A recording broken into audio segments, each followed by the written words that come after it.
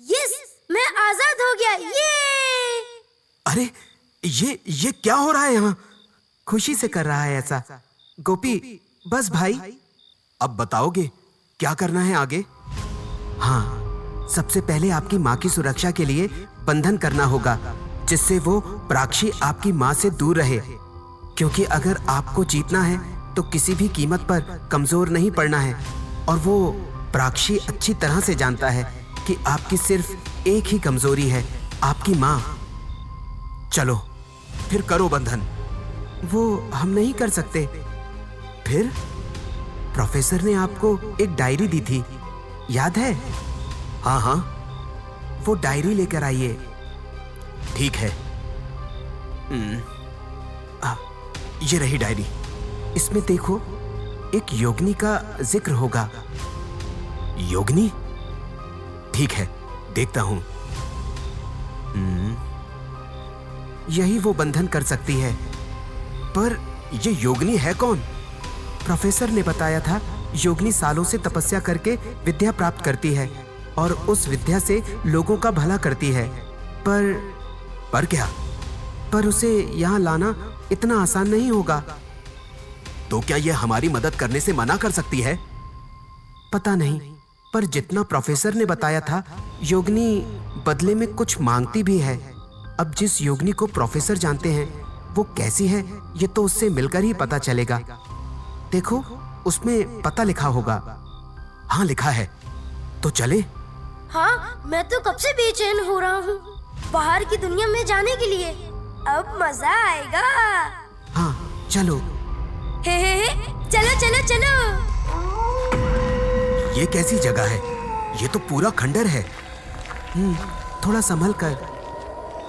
अरे, ये अचानक हवा कैसे चलने लगी? ये अचानक से क्या हो रहा है यहाँ? आपको बचाना है, नहीं बचा पाओगे। मैं बचाऊंगा अपनी माँ को। सोहन, गोपी, कहाँ चले गए? हम यही हैं। तुम दोनों कहाँ गायब हो गए थे? हम उससे नहीं लड़ सकते हैं। हमारा काम सिर्फ तुम्हें रास्ता दिखाना है। ये तुम्हारी लड़ाई है, तुम्हें खुद लड़नी होगी। शायद कोई आ रहा है। आ गई योगिनी। हाँ, कहाँ है? यही हूँ, तुम्हारे पीछे। मुझे आपकी मदद चाहिए। कैसी मदद? बोलो। मेरी माँ की जान खतरे में है। उनकी सुरक्षा के लिए बंधन करवाना है। जहाँ तक मुझे दिख रहा है, सुरक्षा की जरूरत तुम्हें है, तुम्हारी माँ को नहीं। मुझे अपनी फिक्र नहीं है, बस मेरी माँ ठीक रहे। तुम्हें अपनी फिक्र करनी होगी नरेश। अगर तुम कमजोर हो गए तो धरती से इंसानियत ही खत्म हो जाएगी। आपको मेरा नाम क्या ही पूछ रहा हूँ मैं। दरअसल प्रोफेसर की डायरी से मुझे आपका नाम और एड्रेस मिला था। तुम्हें लगता है मैं यहाँ रहती हूँ, इस खंडर में? अब फिर आप हमें यहाँ कैसे मिली? और डायरी में यहीं का पता भी तो लिखा था। निश्चित समय है, पहले से तय है कब क्या होना है, कौन कहाँ रहेगा।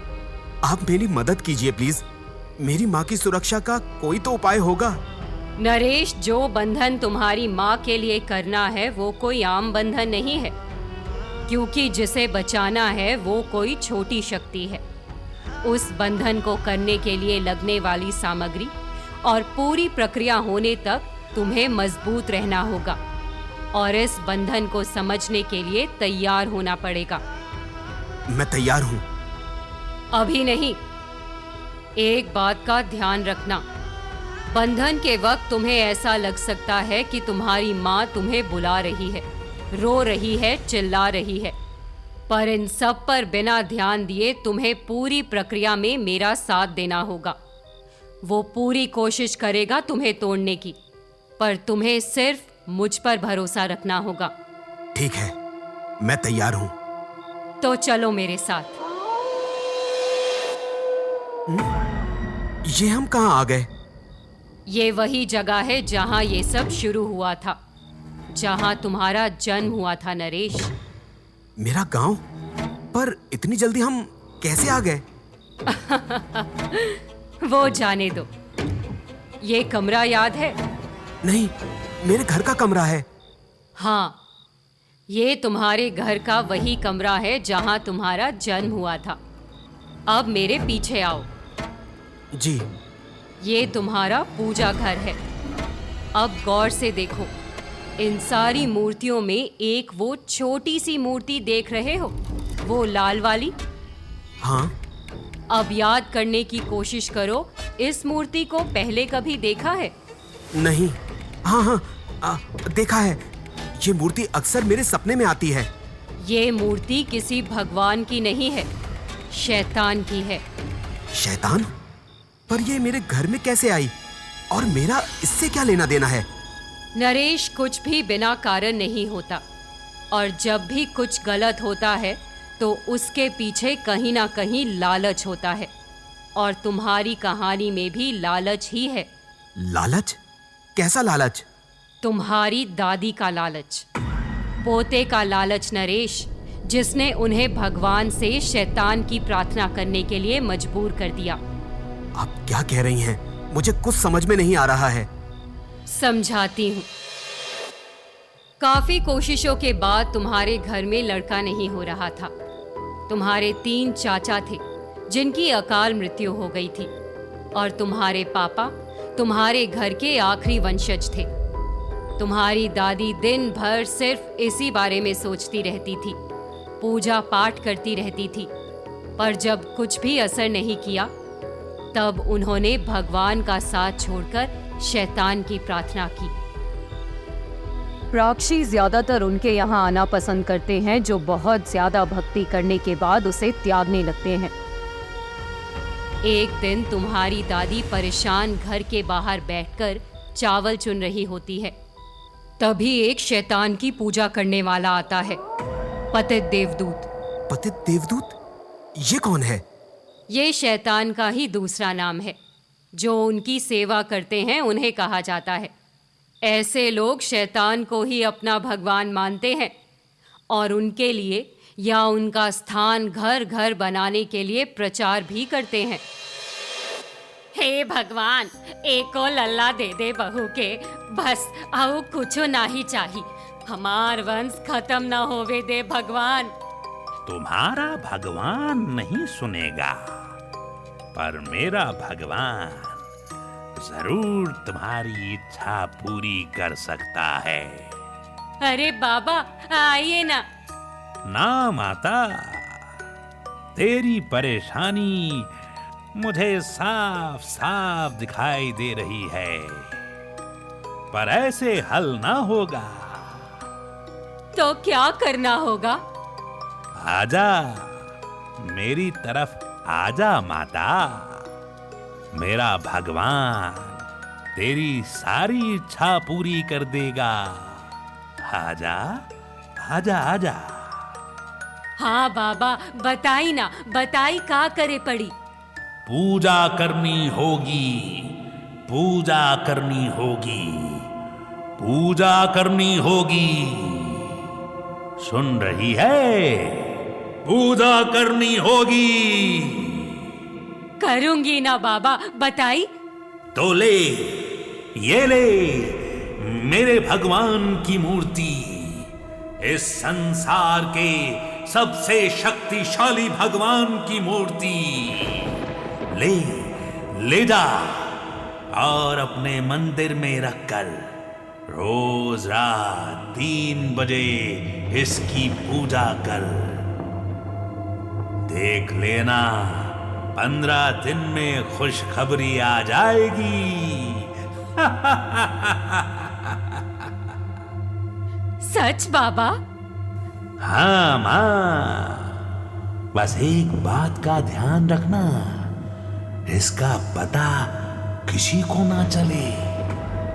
ना इच्छा पूरी होने से पहले और ना इच्छा पूरी होने के बाद, वरना सब खराब हो जाएगा।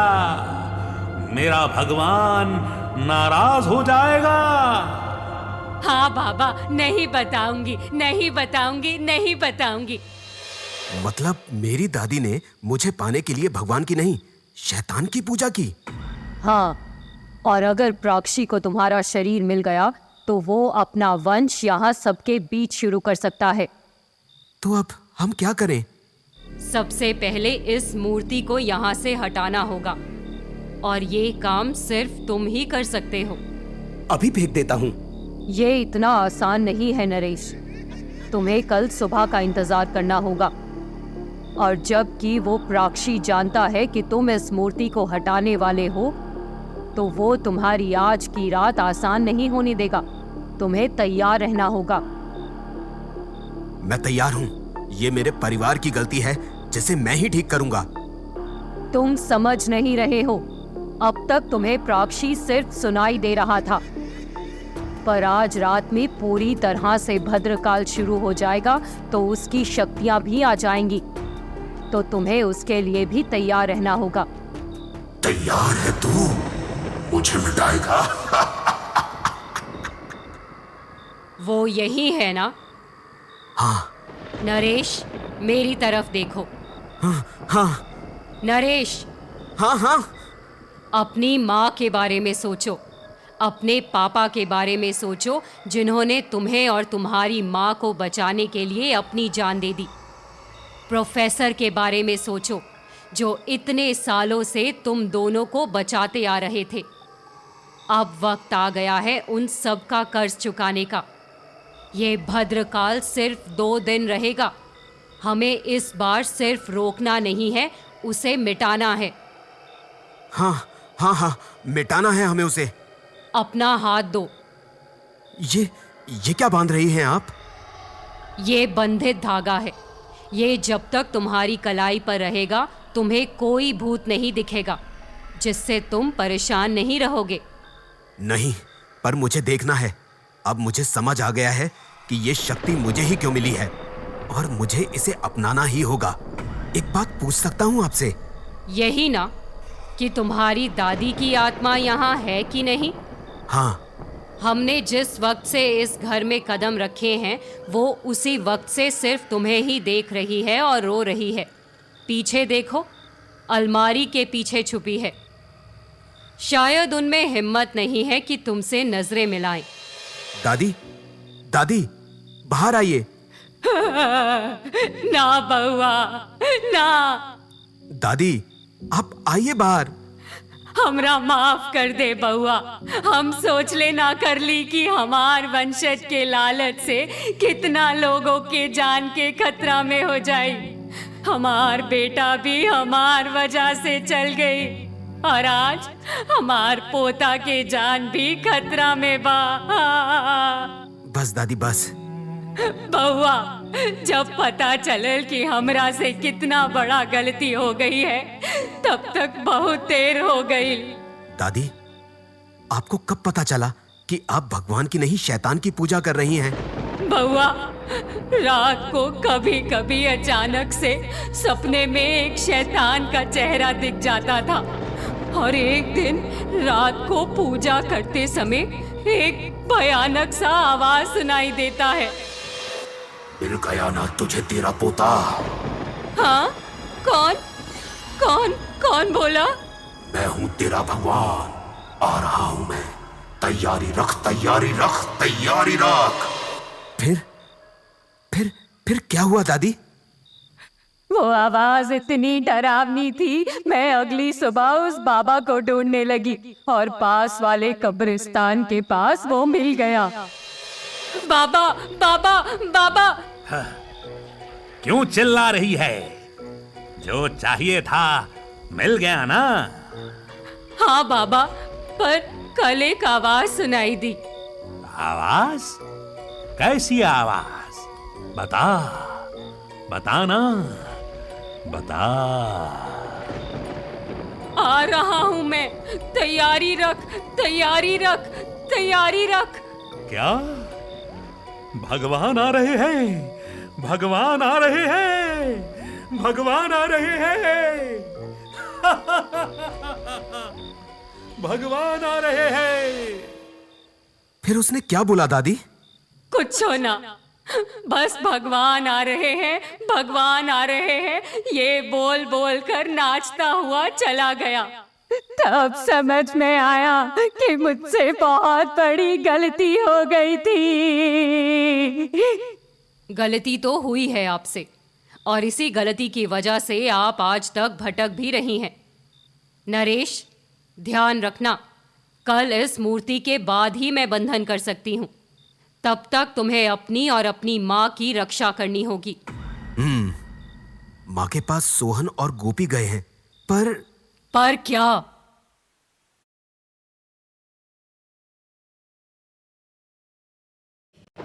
पर उनमें इतनी शक्ति नहीं है कि वो माँ की प्राक्षी से रक्षा कर पाएं। जब उन्हें ही नहीं पता कि उन दोनों भाइयों में कितनी शक्ति है, तो तुम्हें कैसे पता चलेगा? मतलब? वो दोनों एक अच्छी रूह हैं। उन दोनों का मन साफ था, मरने से पहले भी और मरने के बाद भी, और वो दोनों एक दूसरे से जुड़े हुए हैं। तो उन दोनों की शक्तियां भी एक दूसरे से जुड़ी हुई हैं। जब भी लगेगा कि उन दोनों पर कोई शक्ति भारी पड़ रही है, तो उनकी शक्तियां अपने आप एक हो जाएंगी, और फिर कोई भी शक्ति उनका सामना नहीं कर पाएगी। ओह, वैसे एक बात पूछूं? हाँ, पूछो। आपको इतना सब कैसे पता? ये कैसा सवाल है? कुछ नहीं, इन दिनों इतना कुछ अजीब हो गया है कि अब तो कुछ भी मुमकिन लगता है। हाँ, मेरे लिए भी था ऐसा ही हाल कभी। मतलब हाँ, जब तक आप नहीं जानते विश्वास करना मुश्किल होता है, और मैं तो जानकर भी जानना नहीं चाहती थी। शुरुआत से बता सकती हैं? लंबी कहानी है, शायद बहुत लंबी। कहानी? ये सब कहानी से ही तो शुरू हुआ है। इतनी कहानियां बिना चाहे सुन चुका हूँ, एक चाहकर सुन लेता हूँ। मुझे नहीं पता था कि मैं एक योगिनी हूँ, या ऐसा कुछ होता भी है। पर एक दिन जब मैं घर आई, तब मैंने देखा कि मेरी संस्कृत की टीचर मेरा इंतजार कर रही थी। एक बार के लिए मैं शॉक थी कि इतने सालों बाद अचानक से ये कैसे आ गई। फिर जब मैंने पूछा, मैम आप यहाँ, कैसी हैं आप? मैं ठीक हूँ, वो तुमसे एक बात करनी थी, बहुत ज़रूरी है। हम तुम्हारे कमरे में चलकर बात कर सकते हैं? जी, जैसा आप कहे। रूम अच्छा है तुम्हारा, आओ बैठो मेरे पास। जी मैम। तुम्हें याद है बेटा, तुम्हें मैं हमेशा एक बात कहती थी कि जहाँ बाकी बच्चे संस्कृत पढ़ने में इतना टाइम लगाते थे, तुम्हें समझने में ज़रा भी वक्त नहीं लगता है। किसी भी मंत्र को तुम बहुत अच्छे से बोल लेती थी, सिर्फ एक बार सुनने से ही। जी, याद है। अब मैं जो तुमसे कहने जा रही हूँ, ध्यान से सुनना, क्योंकि यही तुम्हारी जिंदगी की सच्चाई है। माम, आप मुझे डरा रहे हो। डरा नहीं रही हूँ, बता रही हूँ तुम्हारी हकीकत, जिससे तुम अनजान हो। अच्छा, मुझे एक बात बताओ, जब तुम कहीं अनजान जगह जाती हो तो सबसे पहले तुम क्या फील करती हो, या सबसे पहले तुम्हें क्या फील होता है? Smell and energy. हाँ, क्योंकि तुम नेगेटिव एनर्जी और पॉजिटिव एनर्जी पहचान सकती हो, महसूस कर सकती हो। देखो बेटा, ये भले तुम्हारे लिए मानना मुश्किल होगा, पर इस दुनिया के अलावा और दुनिया है। नॉर्मल इंसान नहीं है सिर्फ यहाँ, शक्तियाँ हैं, अच्छी बुरी दोनों। माम, आप ये सब मुझे क्यों बता रही हैं? मुझे डर लग रहा है। क्योंकि यही तुम्हारी नियति है बेटा, तुम एक योगिनी हो। योगिनी? ये क्या होता है? वो जो अच्छी बुरी शक्तियाँ पहचान सकती है, उनकी मदद कर सकती है, भगवान और इंसान के बीच में संबंध बना सकती है। तुम वही योगिनी हो। माम, आपको कुछ गलतफहमी हुई है। पहले तो मुझे नहीं लगता कि ऐसा कुछ होता है, और अगर होता भी होगा तो मुझे इन सब में नहीं जाना। पर तुम चुनी गई हो अपने जन्म के साथ। मुझे अपना हाथ दिखाओ। ये क्या है? ये मेरे हाथ पर क्या चमक रहा है? ये चक्र है जो सिर्फ एक योगिनी दूसरी योगिनी को दिखा सकती है। इसे दुनिया का कोई दूसरा शख्स नहीं देख सकता सिवाय हम योगिनियों के।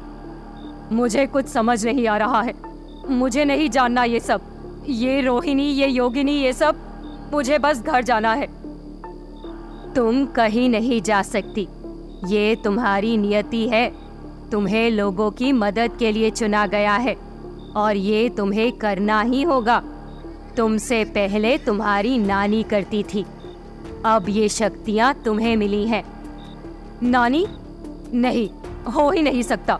मेरी नानी तो इतनी भोली थी कि वो इन सब से दूर ही रहती थी। उनको तो ऐसी चीजों का कुछ पता नहीं था। तुम्हारी नानी ही मेरी गुरु थी। उन्होंने ही मुझे ढूंढा था और अपने मरते वक्त अपनी सारी शक्तियां देते हुए कहा कि अब इसका अगला वंशज मुझे चुनना है। पर भगवान का करिश्मा देखो, तुम उन्हीं की नातिन ही योगिनी हो। ये सब क्या हो रहा है? ठीक है, तुम्हें यकीन नहीं है ना? एक काम करो, तुम्हें उनकी रूह से मिला देती हूँ। उनसे ही बात कर लो। रूह? नहीं, मुझे नहीं करना। मैं जा रही हूँ। मेरी बच्ची। नानी, आप कैसे? आप? योगिनी कभी भी दोनों लोकों में आ और जा सकती है मेरी बच्ची। मैंने सिर्फ अपना शरीर छोड़ा है, ये संसार नहीं। ये सब क्या हो रहा है? मुझे कुछ समझ नहीं आ रहा है। मेरी बच्ची, तुम समझना नहीं चाह रही हो, इसलिए तुम्हें समझ नहीं आ रहा है। मैं क्या करूं नानी? ये सब बहुत अजीब है। सिर्फ यकीन करो मेरी बातों पर, अपनी टीचर की बातों पर, क्योंकि जब तक तुम्हें यकीन नहीं होगा हम तुम्हें शक्तियाँ नहीं दे पाएंगे। ये शक्तियाँ तुम्हारा कर्तव्य है, तुम्हारा धर्म है। ठीक है नानी, आप कहती है तो मैं तैयार हूँ। हाँ, अपना हाथ आगे बढ़ाओ और जब तक मैं ना कहूँ अपना हाथ पीछे मत खींचना, वरना प्रक्रिया खंडित हो जाएगी। Okay teacher. नानी, आप यहीं रहना। हाँ, मैं यही हूँ। अरे ये रोशनी कैसी है? मुझे कुछ दिखाई नहीं दे रहा है। शांत रहो, अपनी आंखें बंद करो।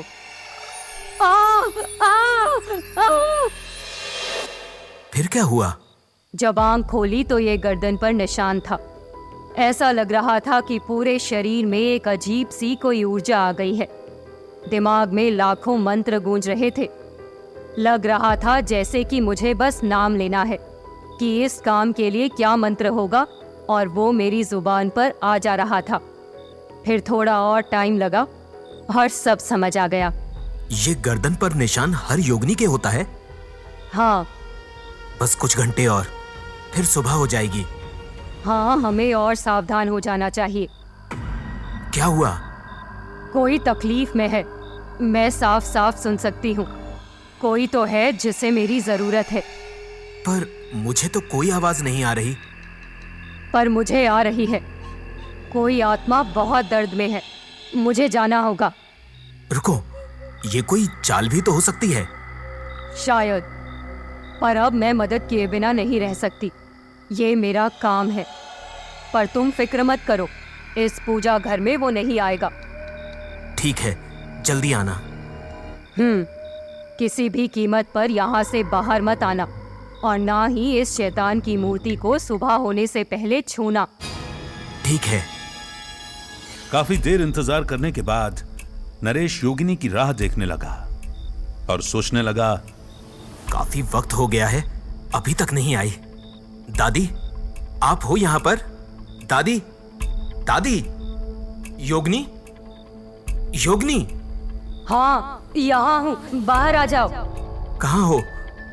दिख नहीं रही हो। अरे बाहर तो आओ। अरे आप ही ने तो कहा था कि कुछ भी हो जाए बाहर मत आना। अब मैं बोल रही हूँ आ जाओ तो आ जाओ। देखो, तुम्हारी दादी भी बुला रही है। दादी कहाँ है? दादी मुझे नहीं दिख रही। यही है, देखो मैं आ गई, बाहर आ जाओ। हाँ? क्या हुआ? कैसी आवाज थी वो? नहीं, ऐसे ही भ्रम था मेरा।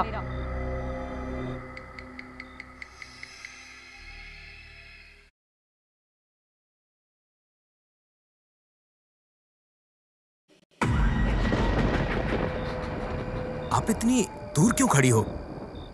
इधर आओ। तुम आओ ना, तुम्हें कुछ दिखाना है। क्या? आओ तो। अरे ये क्या हुआ? क्या हुआ? तुम्हारी दादी की रूह गायब हो रही है। ये कैसे हो रहा है? यार रुको, मैं आती हूँ, चलो मेरे साथ। 1 मिनट, अंदर आना। अंदर क्यों? तुम इधर आओ, अपनी दादी को देखो। तुम दादी के बारे में मत सोचो, अपने बारे में सोचो प्राक्षी। पहचान गया तू? प्रोफेसर से कम नहीं है तू, वो भी तेरी तरह ही था। चले जाओ यहां से। ऐसे कैसे चला जाऊं? तू तो मेरे यहाँ रहने की चाबी है। तेरे अंदर वही रोशनी दिखती है मुझे जो उस प्रोफेसर के अंदर दिखती थी। तेरे अंदर भी बहुत कुछ छुपा हुआ है, मैंने सब देख लिया। आएगा आएगा वो वक्त भी। ऐसा कुछ नहीं है। ऐसा कैसे कुछ नहीं है? तू ही है जिसको बचाने के लिए तेरा बाप मरा था। तू ही है जिसे पैदा करने के लिए तेरी दादी ने शैतान से सौदा किया। तू ही है जिसकी वजह से तेरी माँ को बीमारी है। तू ही है जिसकी रक्षा करते करते प्रोफेसर ने पूरी जिंदगी लगा दी, और अब तू होगा जिसकी वजह से सारी इंसानियत खत्म होगी। ऐसा कुछ नहीं होगा। तेरे अंदर सिर्फ अंधकार है, और यही सच है। उसे स्वीकार क्यों नहीं करता? आजा, बाहर आजा और स्वीकार कर अपने आप को। और फिर नहीं नहीं।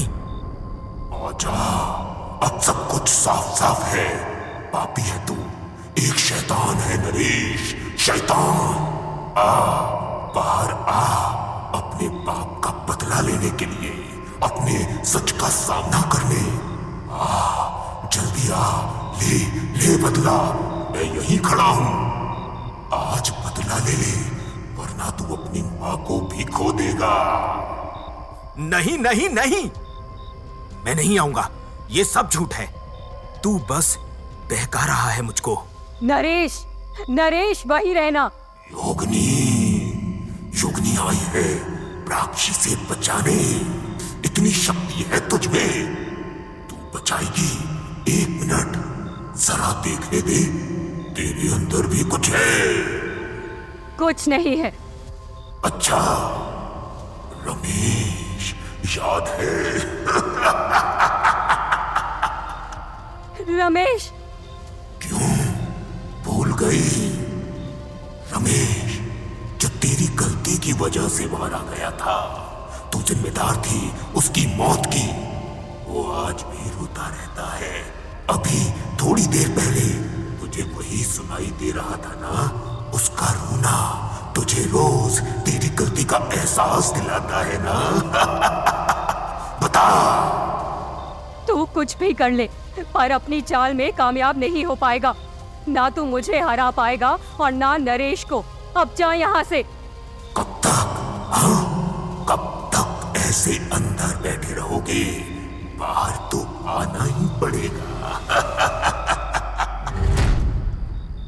बहुत अच्छा किया तुम बाहर नहीं आए, पर तुम्हें कैसे पता चला कि मैं वो नहीं हूँ? मैं तुम्हें समझकर बाहर आने ही वाला था, पर तभी अचानक से मेरी नजर तुम्हारी गर्दन पर गई। तब मैंने देखा उस पर कोई निशान नहीं था, और तुम्हारी गर्दन पर यह निशान है जो हर योगिनी की गर्दन पर होता है। बहुत अच्छे। दादी कहाँ है? उनको मैंने एक काम सौंपा है, वो वही करने गई हैं, आ जाएंगी। ठीक है। वैसे वो प्राक्षी किस रमेश की बात कर रहा था? कुछ बातें ऐसी होती हैं जो राज रहे वही ठीक है। ठीक है। हाँ, माफ करना। रमेश एक बच्चा था जो मेरी वजह से मारा गया। आज भी मैं सोचती हूँ कि काश मैं उसकी बातों पर यकीन कर लेती तो शायद वो जिंदा होता। तुम ठीक हो? हाँ। चाहो तो बता सकती हो। रमेश मेरे घर के पास ही रहता था। उन दिनों में पूरे समय लोगों की मदद करने में लगी रहती थी। ऐसे ही एक दिन वो मेरे पास आया और कहा, दीदी दीदी, आप वही दीदी हो ना जो किसी से नहीं डरती? हाँ बेटा, बोलो। दीदी, मुझे ना एक आदमी से बहुत डर लगता है। वो मुझे खेलने तक नहीं देता। कौन बेटा, बताओ। मैं डांट लगाऊंगी उन्हें कि इतने प्यारे से बच्चे को कौन नहीं खेलने देता। मम्मी को बताया आपने? मम्मी मानती नहीं, कहती है मैं झूठ बोलता हूँ। आपको लगता है मैं झूठ बोल सकता हूँ? बिल्कुल नहीं बेटा, इतना प्यारा बच्चा कैसे झूठ बोल सकता है? वही तो, मैं भी यही समझाता हूँ मम्मी को, पर वो सुनती नहीं, एकदम दादी पर गई हैं। दादी पर? हाँ, वो भी पापा की नहीं सुनती ना। तुम बहुत प्यारे हो। ओहो, पता है मुझे। अब चलो मेरी मदद करो। चलो चलो। वो देखो, वो मेरा घर है। रमेश, ये क्या कर रहा है? मम्मी, मैं वो परेशान करने वाले अंकल को सबक सिखाने के लिए दीदी को लेकर आया हूँ। ये दीदी किसी से नहीं डरती। बहुत प्यारा बच्चा है आपका। पता है, आपको बताने की जरूरत नहीं है। आप मेरे बच्चे से दूर रहिए प्लीज। जी, समझी नहीं। हमें समझना भी नहीं है, बस आप हमारे घर से दूर रहिए। हमें ऐसे किसी के साथ कोई रिश्ता नहीं रखना जिनका रिश्ता भूतों और शैतानों के साथ हो। ठीक है ठीक है, क्या हुआ है आपको? मैंने कहा ना, जाइए प्लीज जाइए। हमें आपसे कोई बात नहीं करनी है और ना ही आपकी कोई हेल्प चाहिए। पर मुझे चाहिए। चुप कर। दीदी। अरे ऐसे बच्चे को कौन मारता है? हाँ जी, हम मारते हैं। आप प्लीज जाइए, हमें आपसे कोई बात नहीं करनी। बस, बहुत हो गया, जा रही हूँ मैं। फिर क्या हुआ? काश मैंने उस दिन उसकी मम्मी की बातें दिल पर ना ली होती तो आज बात कुछ और होती। पर हुआ क्या? एक दिन अचानक से घर की बेल बजती है। कौन? अरे आप तो उस बच्चे की माँ हो ना शायद? हाँ, मैं वही हूँ। प्लीज आप मेरे साथ चलिए, चलिए ना। ठीक है, आप रोना बंद कीजिए, मैं चल रही हूँ। पर बात तो बताइए कि क्या हुआ? वो रमेश। हाँ, क्या हुआ रमेश को? वो टेरेस पर चढ़ा हुआ है। पता नहीं कभी हंस रहा है, कभी रो रहा है। आप चलिए प्लीज। हाँ चलिए। वो देखिए, वो छत पर कैसे। रमेश, रमेश, हे भगवान, रमेश, रमेश मेरा बेटा, रमेश। फिर क्या हुआ? जैसे ही उसकी नजर मुझ पर पड़ी, वो कूद गया और वो कूदते वक्त हंस रहा था। फिर मुझे समझ आया जो कूदा वो रमेश नहीं था, कोई और था जिसने उसे कूदने पर मजबूर किया था। मैं अगर चाहती तो उसको बचा सकती थी। वो आया था मेरे पास, पर उसकी माँ से गुस्से के चक्कर में मैंने एक हंसता खेलता प्यारा सा बच्चा खो दिया। सच कहूँ तो आज भी सोचती हूँ कि एक बार और मौका मिल जाए ना उसे बचाने का तो मैं जरूर बचाऊंगी। बहुत बुरा हुआ था। आप ठीक हो? हाँ, ठीक हूँ। नरेश! ये तो दादी की आवाज है। शायद वो खतरे में है। मुझे जाना होगा। तुम कहीं नहीं जाओगे। मैं हूं ना, मैं जाती हूँ और देखती हूँ। हाँ, जल्दी आओ।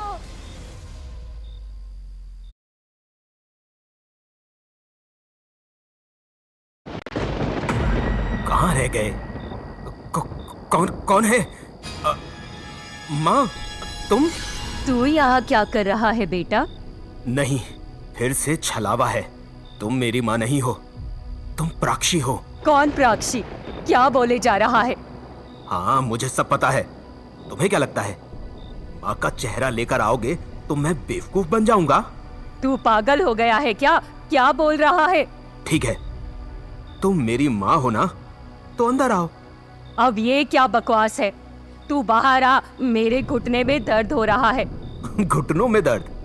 कोई दर्द नहीं हो रहा। अगर तुम मेरी माँ हो तो यहाँ मंदिर में आओ, वरना जाओ यहाँ से। मुझे पता है प्राक्षी, तुम यहाँ अंदर नहीं आ सकते। कौन प्राक्षी? क्या बोले जा रहा है? माँ, तू सच में है? माँ, तू ठीक तो है ना? पता कहाँ पाँव में दर्द हो रहा था, मैं दबा देता हूँ। तू बैठ, इधर बैठ। रुक, पहले ये बता तू बाहर क्यों नहीं आ रहा था, और ये हमारे गांव में तू कैसे आया? माँ, मैं तुझे सब बताऊंगा। एक बार सुबह हो जाने दे, तब तक हम दोनों को यहीं इसी मंदिर वाले कमरे में ही रहना है। ये सब क्या हो रहा है? मुझे कुछ समझ नहीं आ रहा। मैं सब समझाऊंगा। तू पहले बैठ। खड़ी क्यों है? पैर में दर्द है ना? बैठ। नहीं बैठना मुझे। तू ये बता, तू यहाँ क्या कर रहा है? माँ, मैं सब बताऊंगा, तुझे सारी बात बताऊंगा। बस सुबह तक वेट कर लेना माँ। प्यारी माँ, प्लीज माँ। क्या वेट करूं? मुझे अभी जानना है। और चल, पहले तू यहाँ से बाहर चल। क्या इस कमरे में रुका पड़ा है? बाहर चल, मुझे बेचैनी हो रही है। माँ, नहीं जा सकता अभी। मतलब अब तू मेरी बात नहीं मानेगा? मानूंगा ना माँ, बिल्कुल मानूंगा। ये जो भी कर रहा हूँ तेरे लिए ही तो कर रहा हूँ ना, ताकि हमेशा तेरे साथ रह सकूं, तेरा ख्याल रख सकूं। अगर इतना मानता है तो बाहर चलने से मना क्यों कर रहा है? क्योंकि योगिनी ने कहा है माँ। कौन है ये योगिनी? बस आती ही होगी, देखना, तुझे देखकर बहुत खुश होगी। पता है माँ, मुझे कब से सिर्फ तेरी फिक्र हो रही थी कि तू वहां ठीक हो, पर तू आ गई है ना, मेरी आंखों के सामने है ना। बस मुझे कोई टेंशन नहीं है अब। एक क्या 10 प्राक्षी से अकेले लड़ जाऊंगा। चुप रह। क्या हुआ माँ? तुझे कब से कह रही हूँ, चल क्यों नहीं रहा? बताया तो अभी, जाने में खतरा है। सुबह तक का इंतजार करना है, बस उसके बाद सब ठीक हो जाएगा। मुझे यहाँ बेचैनी हो रही है, मुझे बाहर जाना है, तू लेकर चल मुझे। पर माँ, तुझे मेरी कसम नरेश, बाहर लेकर चल मुझे। अगर तू मुझे बाहर लेकर नहीं चलेगा तो मेरा मरा हुआ मुंह देखेगा। नहीं माँ, ये क्या बोल रही है? भगवान ना करे, तेरे लिए तो मैं अपनी जान भी हंसते हंसते दे सकता हूँ। चल, जहाँ तू बोलेगी वहाँ चलूंगा। ठीक है, चल। रुको, कहाँ जा रहे हो? माँ, ये देख, योगिनी आ गई। इसी के बारे में बताया था मैंने, और योगिनी यही है मेरी माँ। ओह अच्छा, नरेश थोड़ा पीछे हो ना, तुम चौखट के बहुत पास आ गए हो, थोड़ा अंदर हो जाओ। हाँ, लो ना, हो गया। फिर कहाँ ना, बाहर चल। कहाँ बाहर?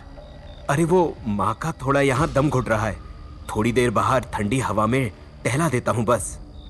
पर नरेश, तुम्हें पता है ना, सुबह तक तुम्हें यहाँ से नहीं निकलना। हाँ, पर माँ की बात कैसे काट सकता हूँ? और कहीं ज्यादा प्रॉब्लम हो गई उनको तो बस 2 मिनट में आ जाऊंगा। तुम्हारा दिमाग ठीक है? तुम कहीं नहीं जा सकते। अगर माँ जी को दिक्कत हो रही है तो मैं घुमा देती हूँ। हाँ, ये भी ठीक है। माँ, जाओ, घूमकर आ जाओ। मुझे तेरे साथ जाना है, किसी अनजान के साथ नहीं। अरे माँ, वो अपने जैसी ही है, अच्छी लड़की है और मेरी बहुत मदद कर रही है। हमारी मदद कर रही है माँ। तू भरोसा कर सकती है इस पर, जितना तू मुझ पर भरोसा करती है। अच्छा, अब तेरे लिए मेरी बातों से ज्यादा इसकी बात अहमियत रख रही है। ये कैसी बात कर रही है माँ? मेरे लिए तू सबसे पहले थी, है और रहेगी। वैसे माँ जी, आप अचानक गांव कैसे आ गई? अरे हाँ, मैं तो पूछना ही भूल गया। देख ले, तुझसे मिलने की खुशी में सब भूल गया। तू यहाँ अचानक गांव कैसे आ गई माँ? बस मन किया और आ गई। इतने सालों में आज तक मन नहीं किया, फिर आज अचानक ही कैसे? वो भी तब जब आपको इतनी बड़ी बीमारी है उसके बाद भी इतनी दूर क्यों? तुम हो कौन मुझसे ये सब पूछने वाली? एक मिनट योगिनी, आप माँ से इस तरह क्यों बात कर रही हो जैसे आप कुछ जानती हो? आपको अभी भी शक है? अरे ध्यान से देखो, माँ मंदिर के अंदर है, ये मेरी माँ ही है। हाँ, मुझे पता है। माँ जी, बताइए आप अचानक कैसे आई? मुझे तुम्हें जवाब देने की जरूरत नहीं है। हाँ सही तो है, माँ तुम्हें क्यों बताएंगी? माँ मुझे बताएंगी। बताइए माँ, आप अचानक यहाँ कैसे? अब तू मुझसे सवाल करेगा? नहीं माँ, मैं बस जानना चाह रहा हूँ। मैं जा रही हूँ यहाँ से। आज के बाद अपनी शक्ल मत दिखाना। अरे ये कैसी बात कर रही है तू? मुझे कुछ नहीं जानना, चल बाहर चल। रुको। योगिनी आप प्लीज हट जाओ, मैं माँ की बात नहीं काट सकता। नरेश, तुम्हें समझ नहीं आ रहा है या तुम समझना नहीं चाह रहे हो? क्या? सोहन और गोपी कहाँ हैं? कहीं दिख रहे हैं तुम्हें? हाँ, तुम्हें तो उन्हें इनके साथ रखना था ना, तो कहाँ है वो दोनों? अरे हाँ। नरेश, मेरी बात ध्यान से सुनो। एक बात है जो ना तुम्हें पता है ना प्रोफेसर को पता थी, ना तुम्हारे पापा को, ना पंडित जी और ना ही तुम्हारी दादी को। और उसी बात का पता लगाने तुम्हारी दादी को भेजा था, वो आ गई हैं। क्या? हिम्मत रखना। अरे बताओ तो क्या?